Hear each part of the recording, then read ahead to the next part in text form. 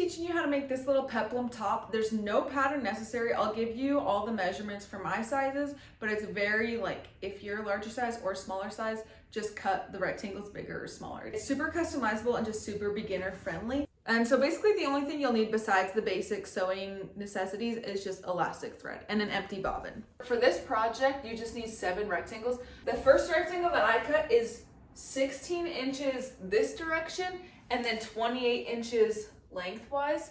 And I am gonna line mine, so I'm gonna fold mine over and line mine so it's like that. But if you don't wanna line yours, then only do yours 8 inches tall. So this bottom part is gonna be our gather, and you can do your gather as long as you want. Mine is just gonna be this since I already have it cut, so that's 18.5 inches tall. But if you want like a shorter peplum or a longer peplum, then change it based on that. This also depends on how big of a gather you want, but I'm just gonna use as much of the fabric as I can. I'm just going to cut right all the way over here. So that fits around my body like a lot. Like there's gonna be a lot of room for gathers. You don't want it to be like super tight or else it won't fit over your head or like your shoulders or this area. For our third rectangle, we're gonna cut it the same length as our first rectangle, which was 8 inches. So we're gonna leave a little bit of seam allowance so that we can roll over the edges and have a clean edge in the back. And this one should be 15 inches long. Okay, now we're gonna start sewing, and we're gonna start with the first rectangle that we cut out. So now we sewed all along here and along here, and then I left this side open so that we can flip it inside out. And I recommend cutting off the corners like this, so that way your corners will look sharper and nicer. Now you're gonna grab the second rectangle that we cut out, which is the really long one, and we're gonna do a basting stitch. So for my settings, I'm gonna put my length to 4, and then this, I'm not sure what this is called, but I'm gonna put it to, I'm gonna put this to an 8. For a basting stitch, the most important thing is do not do a back stitch. Just sew right next to this raw edge. Don't do a back stitch when you get to the end either, just sew all the way off your fabric. Once you're done sewing, you're gonna wanna pull the back thread so that it just like ruches up, and just make sure that you spread it out evenly until it fits all the way around your rib cage. Now you're gonna grab your third rectangle, and we're gonna do some shirring, but first we're gonna make a hem so that all the edges are clean. This is how my rectangle is looking now. I left these edges raw because they're gonna get sewn in anyways, and then these ones are just little rolled hem. For the shirring, you're gonna need an empty bobbin and then elastic thread, and we're just going to hold the bobbin at this level, whatever that's called, and then stick your elastic thread up through the bobbin hole like that. And then I just wrap it around my finger so that it doesn't come loose, and then just wrap your bobbin just like that.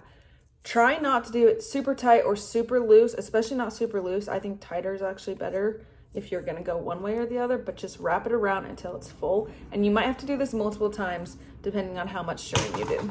Once you've wound it for a little bit, cut off that stray string and keep winding. Once your bobbin is completely wound, put it into the bobbin spot. Now for shirring, I will show you exactly how I do it. So I'm gonna start with back stitching.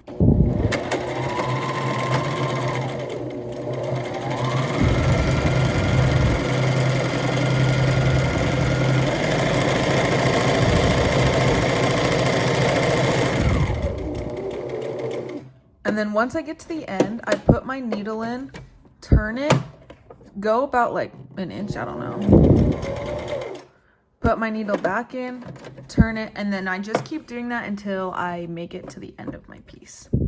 So once you're done shirring, it should look like this, and make sure that the elastic is on that side and you sewed on the top of the pattern. So this is the right side facing up. And now we're going to assemble. So this is our first rectangle that we cut out. Now we're going to put the right sides together and sew along the sides right there. Okay, so that's how it should look once it's sewed together. It should just be one continuous circle. And then try it on and make sure you like how it's fitting. Mine's a little bit loose, but honestly that's how I like it since this style is kind of looser. And then that's how it looks in the back. I'll probably go back in and fold those under once I'm done, but they're kind of cute in the back. They don't bother me that much. And then I'm also gonna add a little top stitching on the top row just to hold this into place. And I probably should have done that before I sewed, but I didn't do it. Now that we have this piece all done, we're gonna grab the third rectangle that we did and we're going to attach it to under the bust. For the bottom layer of the dress, you're gonna wanna make sure that your ruffle would fit all around this. And this is going to be pulled when we sew over it. This is going to be pulled tight when we sew over it. So make sure that your ruffle goes a little bit further so that you can pull that. So you're going to want your ruffle to be more like that shape rather than fit into this size. Once you're sure that your ruffle is going to fit around the bust area, sew down your side seam so that it's just one continuous loop. Okay, now this is the most confusing part in my opinion. So you're going to turn your bust part inside out so that the right side is on the inside. Then you're gonna grab your ruffle and make sure that the seam is on the inside. And then you're gonna put the right sides together. And I'm just gonna line up my ruffle right with this seam. So that way when we sew it, both the raw edge of this and the inside of that will be on the inside. Now turn it right side out once you're done sewing and make sure that you got like all the gathers are in and no raw edges are sticking out. We're gonna add the straps. So mine is very long. It could be a dress, but I'm gonna crop mine later. Now we didn't forget about those extra 4 rectangles. So we're gonna cut them out right now. And I'm just gonna cut them out super long because it's a lot easier to shorten them than it is to lengthen them. And I'm gonna do mine about 2 inches thick. So that way I can sew them and flip them inside out and then they'll have a clean edge. But if you want yours thicker or thinner, then that's totally up to you. It's very flexible, but that's just what I'm doing is about 2 inches thick and very, very long. And I'll probably end up shortening mine. These are going to tie as bows on your shoulder. So longer I do feel like is better. Once you have your 4 rectangles cut out, you're gonna go over to your sewing machine and fold these in half hot dog style.